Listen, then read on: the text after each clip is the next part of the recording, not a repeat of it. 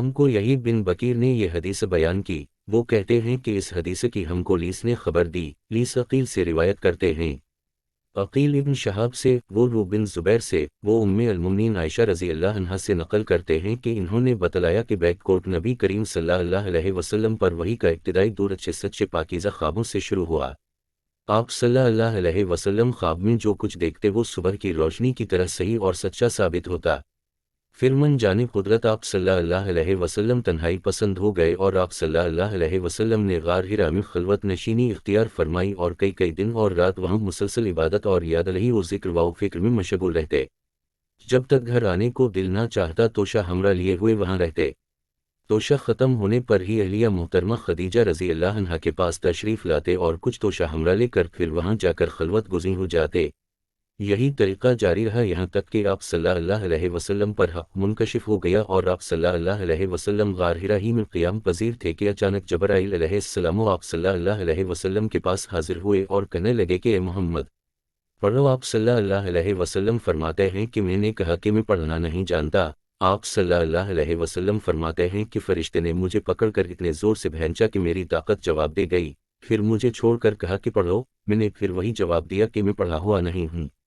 اس فرشتے نے مجھ کو نہایت ہی زور سے بھینچا کہ مجھ کو سخت تکلیف محسوس ہوئی، پھر اس نے کہا کہ پڑھ، میں نے کہا کہ میں پڑھا ہوا نہیں ہوں۔ فرشتے نے تیسری بار مجھ کو پکڑا اور تیسری مرتبہ پھر مجھ کو بھینچا، پھر مجھے چھوڑ دیا اور کہنے لگا کہ پڑھو اپنے رب کے نام کی مدد سے جس نے پیدا کیا اور انسان کو خون کی پھٹکی سے بنایا، پڑھو اور آپ کا رب بہت ہی مہربانیاں کرنے والا ہے۔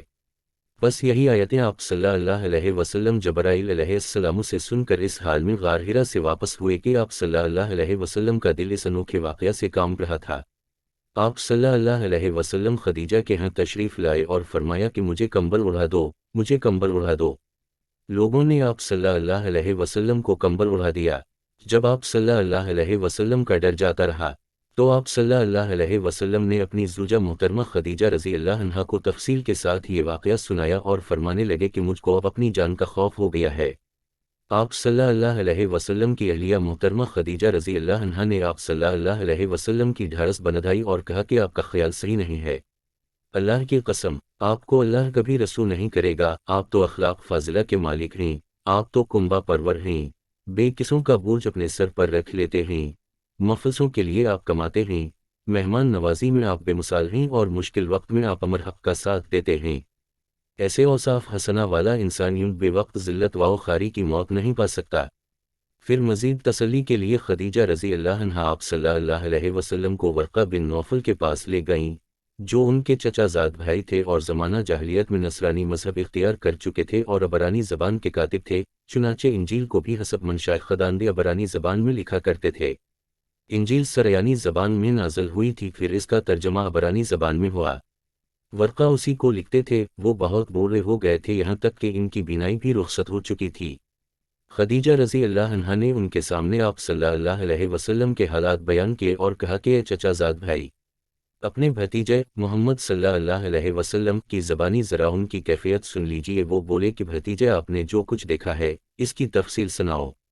چنانچہ آپ صلی اللہ علیہ وسلم نے از اول تا آخر پورا واقعہ سنایا، جسے سن کر ورقہ بے اختیار ہو کر بول اٹھے کہ یہ تو وہی ناموس معزز رازدان فرشتہ ہے جسے اللہ نے موسیٰ علیہ السلام پر وحی دے کر بھیجا تھا۔ کاش میں آپ کے اس عہد نبوت کے شروع ہونے پر جوان عمر ہوتا، کاش میں اس وقت تک زندہ رہتا جبکہ آپ کی قوم آپ کو اس شہر سے نکال دے گی۔ رسول اللہ صلی اللہ علیہ وسلم نے یہ سن کر تعجب سے پوچھا کہ کیا وہ لوگ مجھ کو نکال دیں گے؟ حالانکہ میں تو ان میں صادق و امین و مقبول ہوں۔ ورقہ بولا ہاں یہ سب کچھ سچ ہے، مگر جو شخص بھی آپ کی طرح امر حق لے کر آیا لوگ اس کے دشمن ہی ہو گئے ہیں۔ اگر مجھے آپ کی نبوت کا وہ زمانہ مل جائے تو میں آپ کی پوری مدد کروں گا۔ مگر ورقہ کچھ دنوں کے بعد انتقال کر گئے، پھر کچھ عرصہ تک وحی کی آمد موقوف رہی۔